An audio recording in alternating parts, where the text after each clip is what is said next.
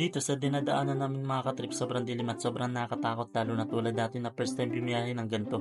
Pero dahil gusto natin tong gantong biyahe, ini-enjoy na lang natin kung saan ramdam natin ang lamig at sobrang sarap sa pakiramdam.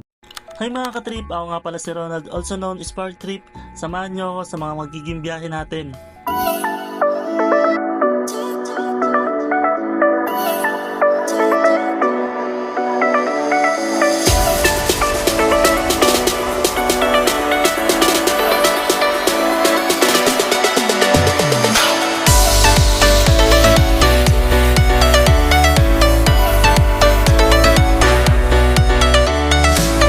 May biglaan nga pala kaming race mga katrip at syempre niready ko na yung mga dadali naming gamit for the night rides. At nagluto na din kami dito mga katrip. Ito yung babaunin natin sa biyahe na masasabi kong mas makakatipid kami. Ito yung paborito nating jacket mga katrip kung saan di tayo lalamigin sa biyahe. 7:43 na nung umalis kami ng bahay na masasabi kong nakaka-excite dahil ilang linggo din tayong walang rides. Gamit nga pala natin dito si Spark na alam ko natutuwa dahil babiyahe na naman tayo. At syempre bago ang lahat may pupuntahan tayo kung saan lilinisin natin si Spark. Ilang araw natin nung huling linis ni Spark, kaya babawi tayo ngayon mga katrip. Dito naabotan pa natin si kuya na naglilinis ng motor niya bago bumiyahe. Delivery rider si kuya, shoutout po sa lahat ng delivery riders. Ride safe, keep safe sa atin lahat. Kung napapansin nyo, sobrang dumi na ni Spark dahil na din sa sunod-sunod na ulan nung nakarang araw. Agad-agad yun nilinis si Spark na natutuwa dahil muli na naman siyang naliguan. Matapos kumalinis si Spark, agad na din kaming umalis mga katrip para ipagpatuloy ang biyahe mula 13 hanggang Batangas. Pero syempre, pagas muna tayo katrip para tuloy-tuloy ang biyahe natin mamaya. 85 pesos lang, goods na sa atin to dahil si Spark di naman malakas kumonsumo ng gas. Palag-palag na to at masasabi natin na maswerte tayo dahil ito naging motor natin katrip. Inaayos ko muna dito mga katrip yung folding chair natin. Actually sa harap yan nakalagay dahil may ilang tayo mag-drive. Nilipat natin sa likod para mas komportable tayo sa biyahe.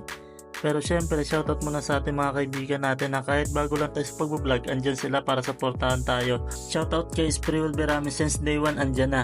Ingat yan always sa Europe. At shoutout kay Justin Rodrick Aquino, ingat palagi sa inyo mga par.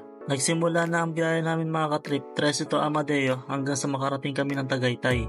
Habang pinabaybay namin ang Nasugbu Highway, tamang kwentuhan lang kami mga katrip hanggang sa nadaanan namin to. Nagulat ako dahil meron na palang ganitong project dito sa Mendez kung saan malaking tulong para sa ating mga motorista. Hindi makukompleto ang pagpunta mo dito kung di ka pa nakakatikim ng bulaluhan katrip, lalo kung ganito kalamig, sarap pumigop ng sabaw. Kayo ba, nakatikim na ba kayo ng bulaluhan dito? Comment down naman katrip kung nakatikim na kayo. Pero bukod sa pagkain, mabubusog ka din sa ganda ng lugar mula dito sa itaas. Makikita mo na mga ilaw sa baba na tinatawag nating City of Light mga katrip. Sobrang ganda sa paningin natin pero mas ma-appreciate mo ang lugar na to kung umaga ang punta mo dito, lalo sa tulad natin na nature lover. After ng 50 minutes na biyahe, nakarating na kami sa arko ng Nasugbu, Batangas kung saan may malapit na 7-Eleven kung saan dito na muna kami magkakape panlaban sa antok dahil galing tayong duty. Kaya mas minabuti namin mag-stop over muna dito at para na din makahanap kami ng spot sa Batangas. Pagtapos namin magkape, umalis na agad kami para baybayin mula Nasugbu hanggang Toy Batangas. Walang kasiguraduhan kung may mapupuntahan kami. Sabi ni Google Map, 26 minutes bago makarating sa Toy Batangas. Naayos lang sa atin dahil solo natin ang daan. Ang mahalaga sa atin na enjoy natin tong gantong moment sa trip, lalo na sa part natin na sabik tayo bumiyahe ng gabi. Hanggang sa nakarating na kami sa Toy Batangas.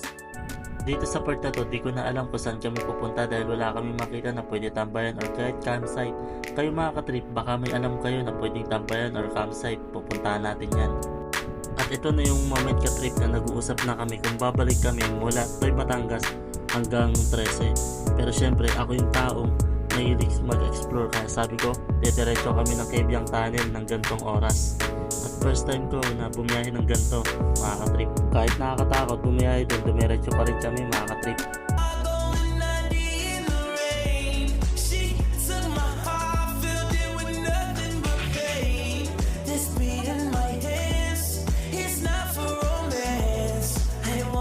Habang binabaybay namin tong daan na to, bigla kami nabuhayan dahil sinyalis na to na malapit na kami sa Cabiang Tunnel. Kahit papaano, may nakasalubong at may nakasabay na tayo dito mga katrip na tulad natin na gusto din ma-experience yung gantong biyahe. Dito kung mapapansin nyo may mga ilaw na at mga kabayan. At dito paaw na ang daan, sinyalis na malapit na kami sa Cabiang. Hanggang sa natanaw na namin ang Cabiang Tunnel. At kung saan sa dulo nito may mga grupo na sinadya din talaga umakyat dito ng gantong oras. Saglit lang kami dito mga katrip at bumaba na din kami para umuwi dahil medyo antok na din kami parehas. Solid ang biyahe natin dito mga katrip, pero mas maganda kung balak yung pumunta dito ng gantong oras, mas maganda kung madami kayo.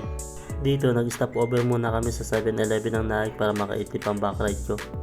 Hanggang sa nakauwi na kami mga katrip. Salamat sa panonood mga katrip. See you to the next vlog.